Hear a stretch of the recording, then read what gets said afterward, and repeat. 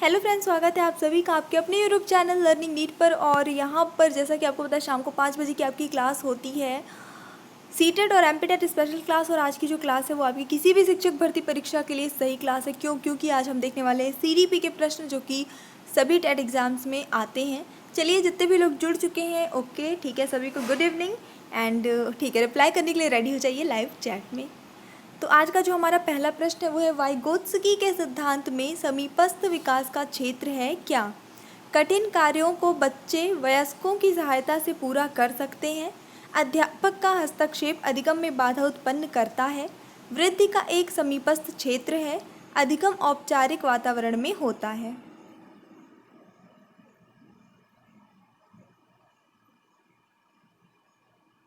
चलिए देख लेते हैं यहाँ पे जो इस प्रश्न के लिए आपका सही उत्तर होता है वो होता है, कठिन कार्यों को बच्चे वयस्कों की सहायता से पूरा कर सकते हैं। ये समीपस्थ विकास के क्षेत्र के सिद्धांत के अंतर्गत आ जाता है। पूर्व प्राथमिक कक्षाओं में बालकों का वैयक्तिक विकास के साथ साथ सामाजिक विकास भी किया जाना चाहिए। देख लीजिएगा, पूर्व प्राथमिक कक्षाओं की बात हो रही है और वैयक्तिक विकास के साथ साथ सामाजिक विकास किया जाना चाहिए, ऐसा कहा जा रहा है। ऐसा क्यों किया जाना चाहिए? क्योंकि बालकों का समाजीकरण इस आयु में ही किया जा सकता है। यही अवस्था ऐसी है जब उसका भली भांति सामाजिक विकास किया जा सकता है। सामाजिक विकास के द्वारा बालक भली भांति समाज में समायोजित हो सकता है। बालकों का सामाजिकरण शिक्षक को अधिगम प्रक्रिया में पूरा करना अनिवार्य होता है। क्या रीज़न है? तो इसका जो सबसे अच्छा रीज़न है वो है ऑप्शन नंबर सी, सामाजिक विकास के द्वारा बालक भली भांति समाज में समायोजित हो सकता है। ये बहुत ज़रूरी भी है। जो बच्चे समायोजन नहीं कर सकते समाज में, वो हमेशा परेशान, वो कितने भी टैलेंटेड हो, कितने भी इंटेलिजेंट हो, कितने भी अच्छे हो, वो सब कुछ मैटर नहीं करता है। वो हमेशा परेशान ही रहते हैं क्योंकि उन्हें वो समाज में ढल नहीं पाते हैं। ठीक है, तो ये सबसे इम्पॉर्टेंट है, समायोजन कर पाना। और इसलिए क्या है, बच्चों को स्टार्टिंग से उनका सामाजिक विकास किया जाना चाहिए।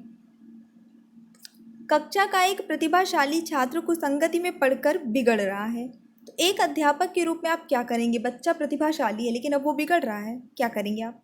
उसकी उपेक्षा करेंगे, उसे बुलाकर डांटेंगे, उसके माता पिता से मिलेंगे, या फिर उसे विश्वास में लेकर समझाएंगे? पॉजिटिव वाला ही तरीका आपको चुनना है यहाँ पे। तो आपको क्या करना है? उसे विश्वास में लेकर समझाना है, उसकी काउंसलिंग करनी है, यही आपको काम करना है। जिनको किशोर तनाव, दुश्चिंता, कुंठा आदि से बचने या उनके साथ समायोजन हेतु अपनाता है, वे साधन क्या कहलाते हैं? मानसिक मनोरचनाएं, आत्म सुरक्षा अभियांत्रिकाएं, समायोजन तंत्र, या फिर ये सभी?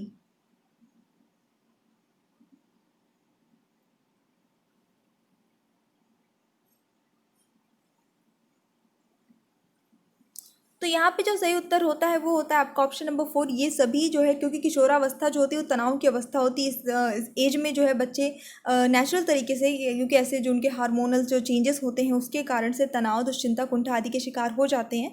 और उससे निकलने के लिए अच्छा, सबसे बड़ी बात ये है कि अभी इस जनरेशन में तो हम लोग ये चीज़ें पढ़ रहे हैं, फिर भी आज की जनरेशन में भी बहुत लगभग जो लोग ये पढ़ रहे हैं और मन से पढ़ रहे हैं, ना कि सिर्फ एग्ज़ाम पास करने के लिए, वही चीज़ों को समझ रहे हैं। और बाकी कोई भी इन चीज़ों को समझने के लिए तैयार नहीं है कि ये चेंजेस जो आते हैं वो कहीं ना कहीं केमिकल इम्बैलेंस के कारण होते हैं।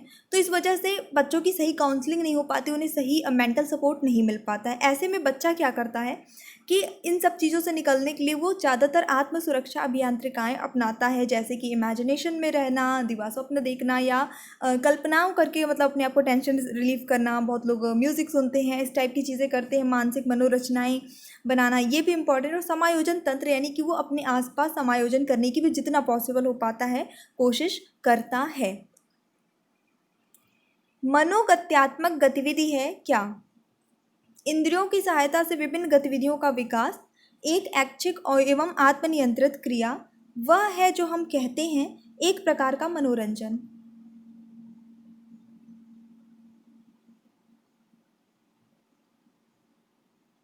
तो यहाँ पे सही उत्तर होता है, इंद्रियों की सहायता से विभिन्न गतिविधियों का विकास मनोगत्यात्मक गतिविधि कहलाता है। तो ये इसका जो है करेक्ट आंसर हो जाता है। बालकों में पाठ के प्रति रुचि उत्पन्न करने के लिए क्या करना चाहिए? पाठ की पुनरावृत्ति करानी चाहिए, निरंतर मौखिक शिक्षण कराना चाहिए, पाठ को बालकों के व्यवहारिक जीवन से संबंधित करना चाहिए, कराना चाहिए। रटने की प्रवृत्ति पर बल नहीं देना चाहिए। पाठ के प्रति रुचि उत्पन्न हो जाए। तो सबसे पॉजिटिव जो तरीका यहाँ पे होगा वो हो जाता है क्या, देख लीजिए। रुचि तभी उत्पन्न होगी जब पाठ जो है वो बच्चों की व्यवहारिक जीवन से संबंधित होगा, तो बच्चे ऑटोमेटिकली उसमें इंटरेस्ट लेंगे। जैसे अगर आप भोजन के बारे में पढ़ा रहे हैं, आप उनको प्रोटीन, कार्बोहाइड्रेट, दुनिया भर की चीज़ें पढ़ा लीजिए तो उन्हें इंटरेस्ट नहीं आएगा। पर जैसे ही आप पूछेंगे कि अच्छा बताओ आप लोगों को खाने में क्या क्या पसंद है, और वो आप लोगों ने इनमें से कोई जैसे डायग्राम्स बने, इनमें से क्या क्या खाया है, तो तुरंत वो एकदम सबको इंटरेस्टेड हो जाएंगे। सब लोग पहले मैं ऐसे आंसर बताने लगेंगे। तो कुछ भी चीज़ को व्यवहारिक जीवन से जोड़ देना सबसे अच्छा तरीका हो जाता है। यहाँ पे ऐसे ऐसे ऑप्शन दिए थे कि जिसमें कि ऐसा लग सकता है कि जैसे ये भी सही है, ये भी सही है, लेकिन सबसे जो बेस्ट है आपको वही चुनना है जो सीबीएसई सही मानेगा। एक चीज़ मैं आपको और बता दूँ, कुछ बुकों में इसका आंसर है ऑप्शन नंबर 4 कि रटने की प्रवृत्ति पर बल नहीं देना चाहिए। लेकिन सिर्फ हम रटने पे बल नहीं दें बस इसी मात्र से क्या बच्चों में रुचि उत्पन्न हो सकती है? खुद सोचिए। नहीं ना, ऑप्शन नंबर सी यहाँ पे सही होगा। बुक में, कुछ बुक्स में ये दिया है, इसलिए बता रही हूँ कि आपको मिल सकता है वहाँ पे आंसर ऐसा। बालक आशावादी जिस सिद्धांत के अनुसार बनता है वह सिद्धांत है क्या? अनुकूलित अनुक्रिया सिद्धांत, उद्दीपक अनुक्रिया सिद्धांत, सक्रिय अनुबंध सिद्धांत, प्रतिकूलित अनुक्रिया सिद्धांत।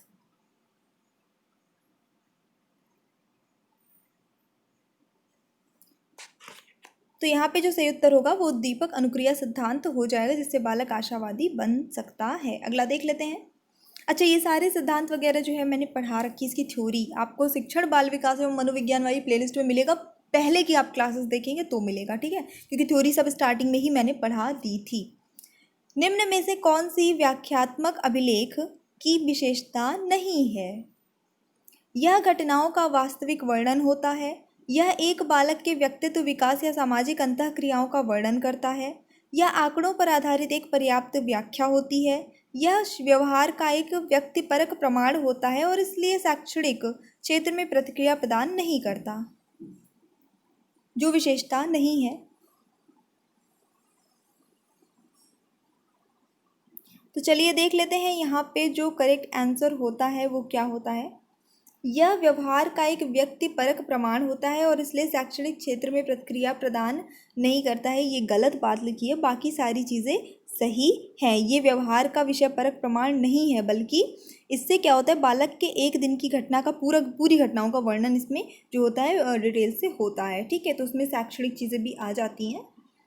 अधिगम की सफलता का मुख्य आधार क्या माना जाता है? लक्ष्य प्राप्ति की उत्कृष्ट इच्छा, कुछ नहीं कह सकते, अधिकारी बनने की दृढ़ इच्छा, या फिर प्रशंसा या पुरस्कार एवं दंड। क्या है आधार अधिगम की सफलता का मुख्य आधार? अधिगम मतलब सीखना, लर्निंग। तो यहाँ पे लक्ष्य प्राप्ति की उत्कृष्ट इच्छा, कोई भी लक्ष्य को प्राप्त करने की इच्छा जो होती है वो जो है मुख्य आधार मानी जाती है। हम कोई भी चीज़ तभी सीखते हैं जब वो चीज़ सीख लेने के या फिर उस चीज़ को सीखने के बाद हमें जो बेनिफिट्स होंगे उसकी इच्छा इंसान के मन में रहेगी, तभी हम उसकी तरफ कहीं ना कहीं इंटरेस्टेड होंगे और उसको मन लगा के कोई चीज़ को सीखेंगे, ठीक है। इच्छा होना सबसे ज़्यादा इम्पॉर्टेंट है। कक्षा शिक्षण में बालकों को प्रेरित करते समय निम्न बात का ध्यान रखना चाहिए। किसका? बालक की अधिकाधिक कमियां ढूंढना, बालक में आत्मविश्वास की भावना विकसित करना, बालक से कठिन अभ्यास कराना चाहिए, सभी बालकों को समान रूप से शिक्षा देना।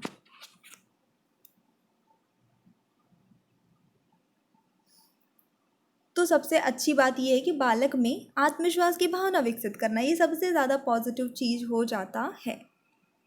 वस्तुओं का आदान प्रदान करना किस विकास के अंतर्गत आता है? त्रुटि नियंत्रण का विकास, वैयक्तिक विकास, आत्मानुशासन या सामाजिक विकास? अपनी चीज़ों को, अपनी वस्तुओं को एक्सचेंज करना, दूसरे को देना यूज़ करने के लिए, या फिर उससे कुछ जो भी है एक्सचेंज करना, अपना सामान लेना देना, तो दैट इज़ सामाजिक विकास, है ना। सामाजिक विकास के अंतर्गत आता है। जब हम सोशल होते हैं तो लोगों के बीच में क्या होता है, सहयोगात्मक रवैया अपने आप आने लगता है और हम एक दूसरे की हेल्प करते हैं, वस्तुओं का आदान प्रदान, ये सब सामाजिकरण का एक लक्षण है। थॉर्नडाइक का अधिगम सिद्धांत जाना जाता है किस नाम से? पुनर्बलन का सिद्धांत, नियम, उत्प्रेरणा का नियम, प्रयास एवं त्रुटि का सिद्धांत, अंतर्दृष्टि का सिद्धांत।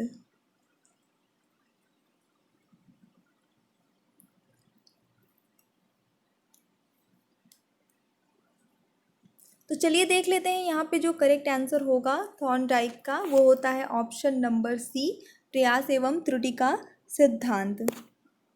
इसमें यह है कि जब कोई भी व्यक्ति कुछ सीखने की कोशिश करता है, सीखना शुरू करता है, तो उस प्रक्रिया में वो गलतियाँ करता है, लेकिन बार बार अगर वो प्रयास करता रहता है तो वो सीखने में सफल हो जाता है। थॉर्नडाइक का ओके ये हो चुका है, सॉरी। बहिर्मुखी बालक का लक्षण है क्या? अपने भावों को अपने तक सीमित रखने वाला, कार्य करने की दृढ़ इच्छा शक्ति रखने वाला, एकांत में विश्वास रखने वाला, या कम बोलने वाला।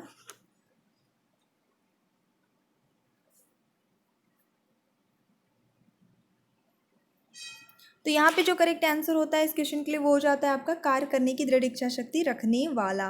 बहिर्मुखी बालक होता है। अंतर्मुखी बालक जो होते हैं वो अपने भाव को अपने तक सीमित रखते हैं, एकांत में विश्वास रखते हैं और कम बोलते हैं। ठीक है। अनुभव तथा प्रशिक्षण के द्वारा व्यवहार में होने वाले परिमार्जन को क्या कहते हैं? अधिगम, नवाचार, सृजन, व्यक्तित्व। तो यहाँ पे जो करेक्ट आंसर है वो हो जाता है आपका ऑप्शन नंबर ए, अधिगम कहते हैं व्यवहार परिवर्तन को। पियाजे के अनुसार निम्नलिखित में से कौन सी अवस्था में बालक अमूर्त तथा वैज्ञानिक ढंग से सोचने की क्षमता विकसित कर लेता है? संवेदी प्रेरक अवस्था, पूर्व संक्रियात्मक अवस्था, मूर्त संक्रियात्मक, या औपचारिक संक्रियात्मक अवस्था। तो अमूर्त चिंतन की खैर जहाँ बात आती है तो वहाँ हमें सीधे सीधे समझ में आ जाता है कि बच्चे बेसिकली किशोरावस्था में अमूर्त चिंतन जो है करने लगते हैं। तो ऑप्शन नंबर यहाँ पे जो है 4 वाला औपचारिक संक्रियात्मक अवस्था, ये सही हो जाएगी। 11 वर्ष से इसकी स्टार्टिंग होती है और इस टाइम पे बच्चे जो है वो अमूर्त और वैज्ञानिक ढंग से सोचने लगते हैं। वाइगोत्स्की के संज्ञानात्मक विकास सिद्धांत का निहितार्थ है क्या? बालक द्वारा वातावरण में स्वतंत्र रूप से खोजबीन के अवसर प्रदान कर उसके संज्ञानात्मक विकास पर बल डालना।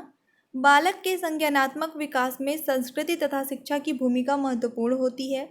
बालक का वास्तविक विकास स्तर तथा संभाव्य विकास स्तर मिलकर निकट विकास क्षेत्र का निर्माण करते हैं। बालक के संज्ञानात्मक विकास में उसकी भाषा चिंतन का महत्व कोई स्थान नहीं रखता है।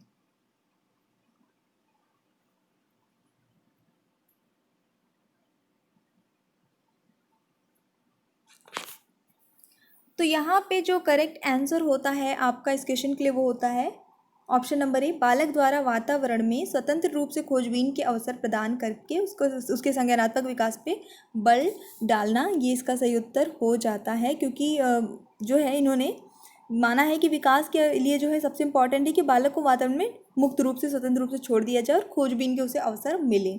ठीक है। तो ओके, तो ये हमारा छोटा सा सेशन था और मुझे पूरी उम्मीद है कि आपको पसंद आया होगा। अगर पसंद आया तो प्लीज़ लाइक करिए, शेयर करिए। अगर आप चैनल पे न्यू है तो सब्सक्राइब कर लीजिएगा। So thanks for watching, keep studying and bye bye.